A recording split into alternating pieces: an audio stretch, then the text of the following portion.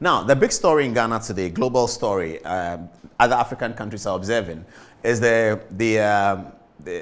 how do I say, democracy, the ramifications of a democratic Ghana and a democratic parliament. And it's put squarely on the table the authority of parliament, parliamentarians, their constituents, the general public, the president, and the decision-making processes, okay? Tonight, we're going to put it fairly and squarely, the pros and cons of the argument for Ofori-Atta and against Ofori-Atta. And when we have time, we may open the phone lines for you to see. And then we will also show you our verdict, where we stand on this matter. Because as usual, we always like to take the courage to cast a verdict on the big stories that we deal with. So the Ofori-Atta story started 2 days ago, I believe, when members of parliament, opponents of Ofori-Atta would like to call them party renegades, but they are members of parliament. Some people call them rebels, but they are members of parliament. They proclaimed that they numbered 80. They held a press conference. About 20 of them held a press conference in which they told the general public something that they intended for the president's ear. Now, that's where the problem started. People were wondering that, but why do members of parliament of the New Patriotic Party go and speak publicly about something that's intended for the president's ear? Because in the press conference, the presentation was done such that they were indicating something they were telling the president, almost like giving an ultimatum to the president that you have to remove Ken Ofori-Atta and Charles Edubong. Otherwise, this and that and that and that. They could have told the president that in private, couldn't they? But well, they said it in a press conference. And so it was widely covered by media. And then the conversation started. Who and who is with the parliament, who is not with the parliament, who is part of it and all of that, and who is not part of it. Is the majority leader aware who is underneath this? Even the argument even went to presidential candidates, Alanche Martin, Mahamadou Bawumia, Kwabena Japan, and all that. Who is behind it? So every media house was sort of dealing with this matter. Came as a surprise to some. For some, it was a celebration of the democracy. But for others, they thought that, what's this anyway? Oh, no. It did not portend any instability at all. No instability at all.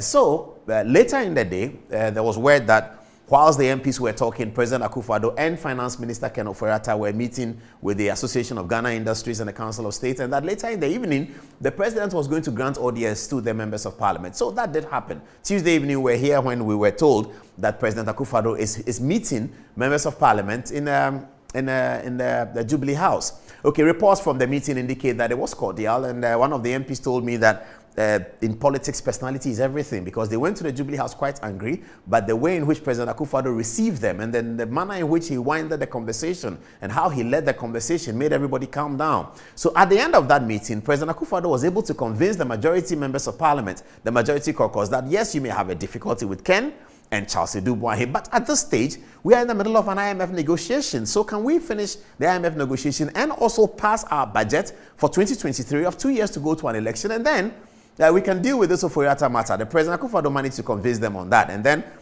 we were told that at the end, the President talked up the chances of the MPP. He talked up to the MPs how the MPP is a great party and they can jaw and talk to each other. And there's no domineering figure and everybody has an opinion and the opinions are expressed. The President talked about that with his MPs and expressed his pride in the fact that he belongs to a political culture like that. So that's how the meeting ended. And when the meeting ended, then there was a statement. Do you have the statements for me? The majority parliamentary statement. He's going to put it up. There was a statement by Chairman Sabonsu, the majority leader, and I want the statement, and I'll read it in a minute.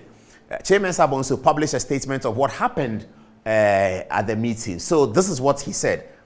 Okay, this is the statement that was published on the majority caucus letterhead, and it reads as follows. Following the press conference held on Tuesday, 25th October 2022, by some members of the majority caucus in Parliament, demanding the removal of the Minister of Finance, Mr. Ken Ofori-Atta, and the Minister of State at the Ministry of Finance, Mr. Charles Edubong, from office, the President engaged members of the caucus and requested that the issue be stood down until the conclusion of the round of negotiations with the International Monetary Fund, IMF, and the presentation of the budget statement and economic policy in November 2022, and the subsequent passage of the appropriation bill, after which time the demand shall be acted upon. So that's what he said, acted upon. It doesn't mean that the demand will be acceded to. It doesn't mean that the president is going to remove Ofori-Atta, but really, that's what he said.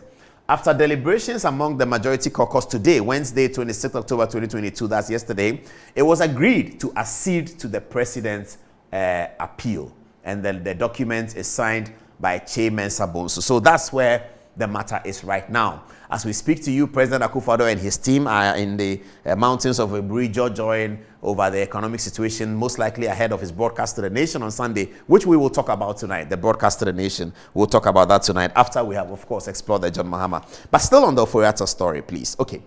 So now, can I have Ken Ofori-Atta back over there with Parliament over there? Let me do the analysis.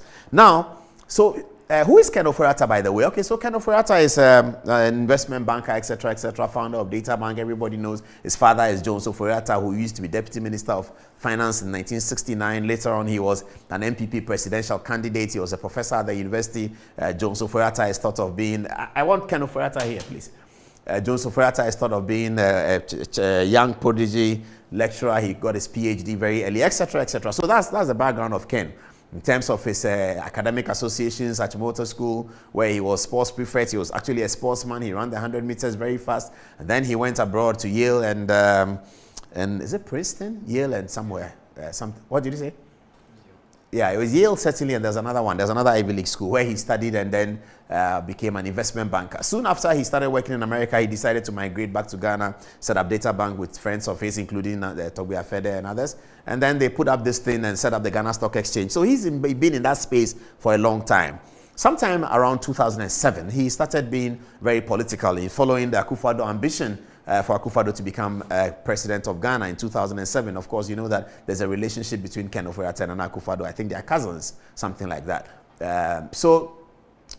He followed this Akufo-Addo ambition in 2007, 2008. Akufo-Addo was elected by the NPP in December 2007 to be the flag bearer for the party's election in 2008. He became, but he didn't win the election. In all the circumstances, whatever it is, Professor Mills became the president. Ofori-Atta then also followed Akufo-Addo's campaign and supported the campaign in 2012. After 2012, he actually resigned from Data Bank on the basis that he wanted to concentrate full-time on the political ambition of re-electing the NPP into power. So he was very instrumental in all the activities, demonstrations, and all of that. Eventually, when the NPP came to power, Ofori-Atta was named the Minister for Finance and Economic Planning in 2017. So tonight, what are we doing? We are assessing the characterization, the strength, and perhaps if there is a weakness of this man called Ken Ofori-Atta, for which reason some members of parliament are calling him out, and for which reason others are firm in the position that you have to keep Ken in the job. Okay, so Ken became Minister of Finance in 2017, isn't it? Let's go back to 2017's budget, which he read to Parliament.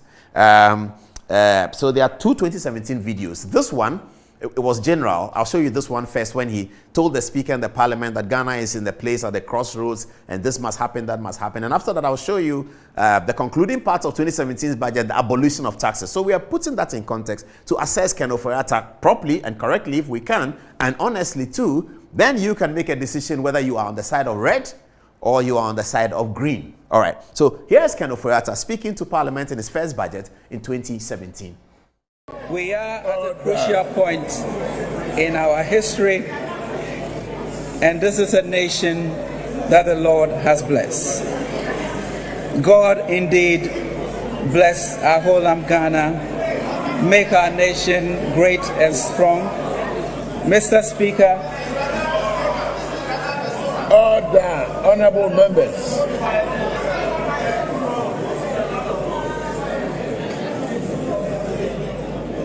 Mr. Speaker, I beg at this juncture to move the Asempa budget. Thank you.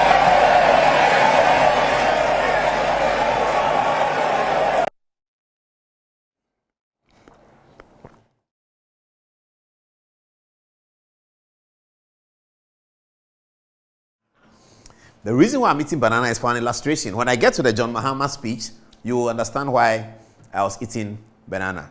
So hold on, don't go anywhere. I'm going to analyze John Mahama's speech tonight, and banana is going to feature, all right? So hold it on. All right, so that's Ken Ofori-Atta, 2017. Now, in the same 2017 budget, remember that Ofori-Atta had inherited an economy from NDC and President Mahama, which was really almost in shambles. It was inside the IMF oven. It was growing at 3.4% GDP. it was recording negative growth in a sector like agriculture. This is the kind of economy they inherited. So as soon as he became Minister of Finance, they had to jet off to Washington to continue the negotiations with the IMF and tell the IMF what we wanted and what we didn't want. After meeting the IMF, he came and presented this budget. Now, in this 2017 budget, he and his Ofori-Atta and his team had campaigned in 2016 of excessive taxes, and they wanted and needed to demonstrate that they were committed to this. So in spite of an IMF program, in spite of the difficulty, this announcement he made to Parliament about abolition of taxes, 2017. We will abolish the 70.5% of domestic airline tickets. We will abolish the 5% VAT on real estate sales. We will abolish, Mr. Speaker, we will abolish excise duty on petroleum. Mr. Speaker, we will reduce the special petroleum tax rate. We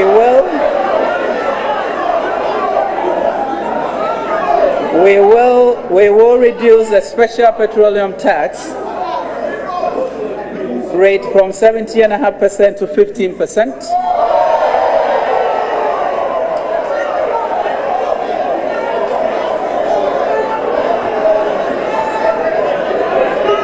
Mr. Speaker, Honorable members, order. Mr. Speaker, to all of our friends in Abosokai, we would abolish duty on the importation of spare parts. The Nana Addo Dankwa's measures to eliminate nuisance taxes is not over. Mr. Speaker, we shall abolish levies.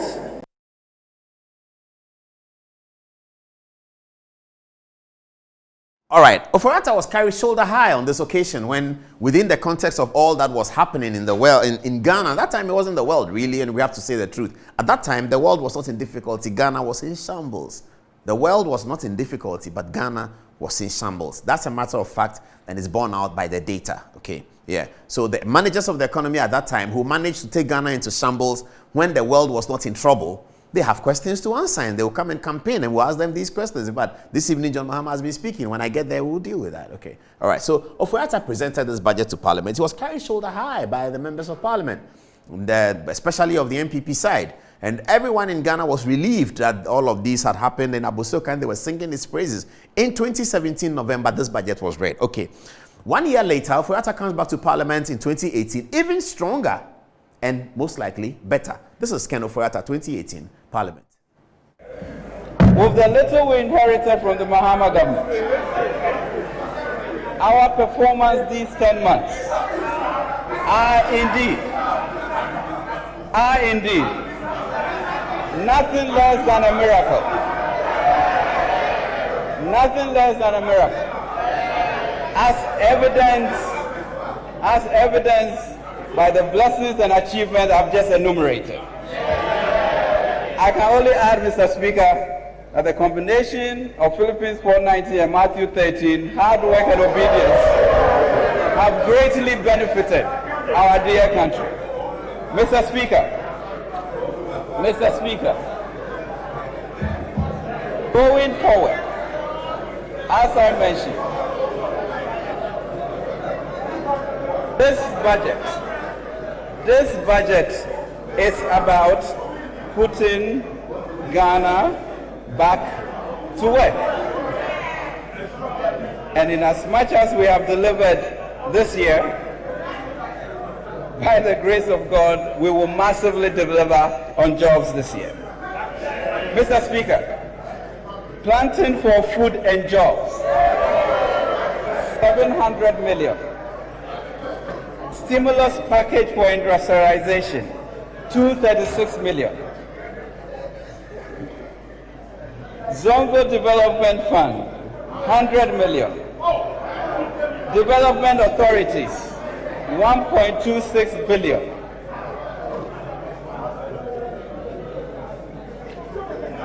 Entrepreneurship and innovation, 50 million.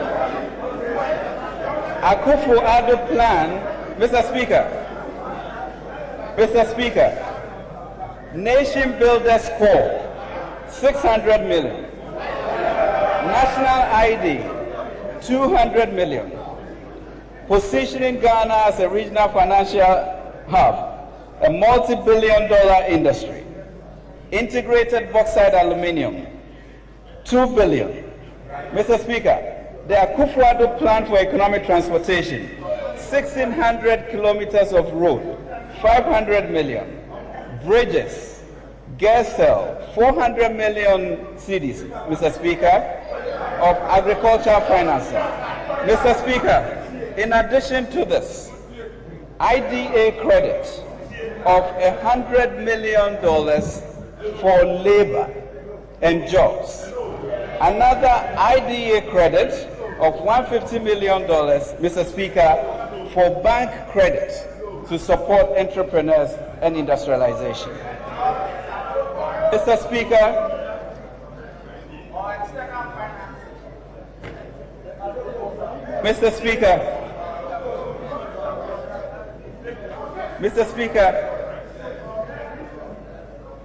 I would just like to state, Mr. Speaker, that jobs are here. Ejuma Riba, Mr. Speaker. And Mr. Speaker, with your kind permission, I would like, Mr. Speaker, to present to you the Ejuma budget. Thank you, Mr. Speaker. Was Ken Ofori-Atta. By that in 2018 he had gotten Ghana out of the IMF, or he had led the processes to take Ghana out of the IMF. Inherited an IMF program, went to IMF and said, we don't think that we need you anymore, so we can go to the market in Europe to borrow, and to borrow lower. And he did borrow, and the data shows that he borrowed money from the same places that the previous government borrowed, and he got better rates and he got longer tenure. That's also borne out by the data. It's not being made up. It's borne out by the data that the borrowing of Ken Ofori-Atta, Dr. Baumia would like to call it smart borrowing, was that he borrowed at a lower interest rate and at a longer tenure, better than his predecessors. That's also a matter of fact. Okay. Now, in the process, 2019 then came. The budget of 2019 was quite similar. Even the budget of 2020 was quite strong. And by this time, 17, 18, 19, the economy is growing at an average of 7.5% from 3.4% that was inherited. All of that was Ken. At that time, no issues were raised. The world situation was quite normal. Everything seemed to be normal in the world at the time. And then the first one came, that was COVID. Okay. So COVID also hit in a significant way.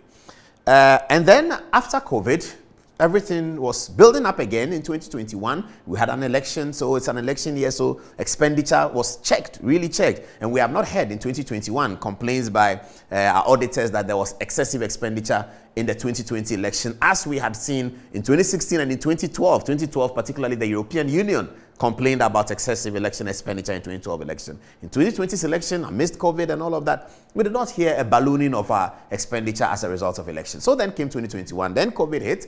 After COVID, then came Ukraine war, and then this year, 2022, the city began to go all haywire. And then now there's a big call for Ofori-Atta's exit. Supporters of Ofori-Atta say that you cannot blame this on him, can you?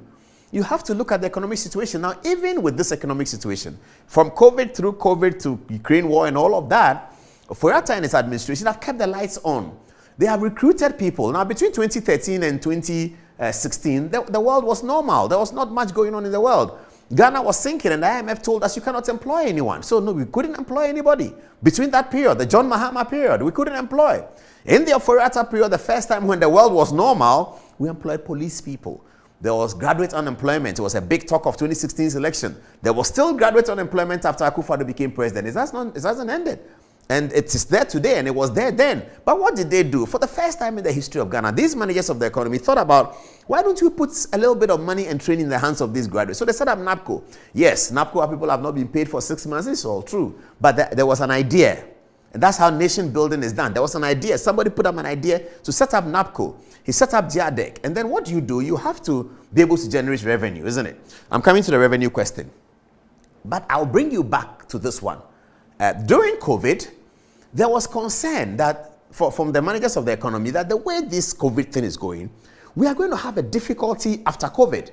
And Ofori-Atta actually published an article, and people have forgotten. And we could see what I can find for me. He said, what will an African finance minister do? At that time, he published an article. And in that article, he talked about he's so perplexed. He doesn't know what to do. Because of this COVID situation, that he's called Gordon Brown, he's called people he knows who are experts in the economy around the world, and he's asking them, what will an African finance minister do with this kind of situation? Because a British finance minister has reserves. American finance minister has reserves. People have reserves. But in Ghana, you don't have reserves. You're living only on 3 months of reserves. So you shut down the country for more than 3 months. You're in serious trouble. And he published these things. But the most significant and far-reaching confession about the effects of COVID and what it could likely do in terms of its ramifications for us as a country and within the circumstances of a country as a third world was graphically demonstrated by the president in one of his broadcasts. And I'm going to show it to you now. It's just 3 minutes long. And I'm showing it on the back of the fact that the president will be speaking to the nation again this weekend. But in this particular broadcast to the nation, way back in the midst of all of these difficulties, the president and the managers of the economy told us that we could have a lot of problem. The other day, I saw Bright Simmons talk about COVID and the expenditure and COVID outcomes for the various countries. And then he talked about Ghana and said that Ghana's outcome of COVID is not as bad as other countries. It's actually better than other countries. And so we shouldn't be complaining about COVID expenditure.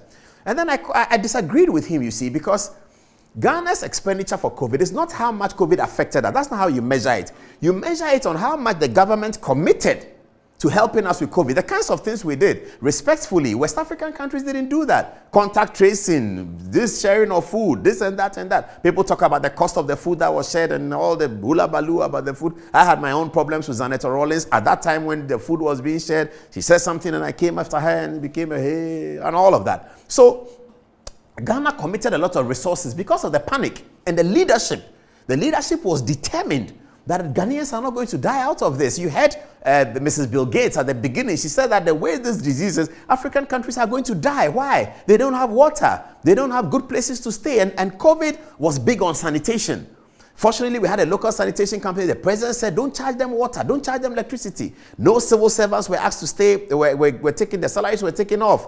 Our medical workers given an increment and encouragement. Like America was doing. Ghana was like America. You remember, people arrive from Kotoka Airport, they put them in hotels, they do videos, Nigerians, and say, hey, Ghana, when you come, because they are so serious about COVID, they put you in a hotel, they give you food. The government was paying for that. African countries didn't do that. So when Bright Simmons comes to make the argument that Ghana's the COVID affecting Ghanaians, and he brings the data, how many unfortunately died, how many were hospitalized and all that. That's not how you measure Ghana's weakness after COVID. You measure it by Ghana's commitment, the money that we put in. Hospitals were run free, rich hospital everywhere. Every COVID sickness was run free. Multinationals, the pharmaceuticals of Ghana, they were encouraged by significant sums of money given to them by the government.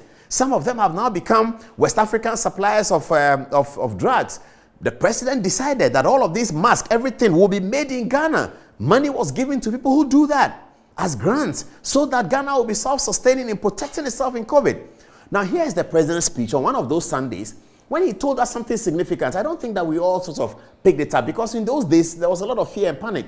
And he said, I'm going out to spend the money. There will be problem. But when the problem comes, we will be able to solve it. This is what President Akufo-Addo said that night to Ghanaians. This is what he said. With the Bank of Ghana predicting a worst-case GDP growth rate scenario of 2.5% for 2020, should the virus continue to linger for the rest of the year, the effects on our economy would be dire. However, as we have demonstrated over the course of the last 3 years, where we inherited an economy that was growing at 3.4% and transformed it into one which has grown by an average of 7% over the last 3 years, I assure you that we know what to do to bring back our economy back to life. What we do not know is how to bring people back to life. We will therefore protect people's lives, then their livelihoods. We know what to do to bring back the economy, but we do not know how to bring people's lives. At that time, we watched it and we didn't understand what you were saying. Not all of us did understand. I didn't understand. Some did. But what was he talking about? We know how to bring people's lives, because he was looking at the economic situation and said that from what the Bank of Ghana is telling him, the economic situation is going to be dire. However, we will go ahead and do that. So this was a speech that must have been given in 2019, I believe. Is it 2020 or something like that? COVID, 2020. We're in 2022? And he made these predictions. At that time, he didn't know that there was going to be Russia and Ukraine war. He knew that COVID was something we needed to deal with squarely. So this is the circumstance that the people who support Ofori-Atta are saying. But really come out and say, what is the point? What's the point? Why didn't you say this in 2018? Because in 2018, he inherited a bad situation. Those who don't like Ofori-Atta, let's ask them this question. Do they agree that Ofori-Atta inherited a bad economy in 2016 and by 2019 that economy was healthy? Do they agree?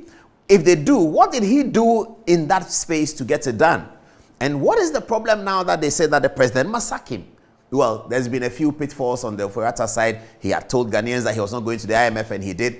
But who's wakes up? It's like somebody waking up and say that tomorrow, it's like when you are not well. You know, it happens to all of us. You wake up, you're not well. They say, do you want to go to the hospital? The first answer is no. I'll take some medicine. That's what it is.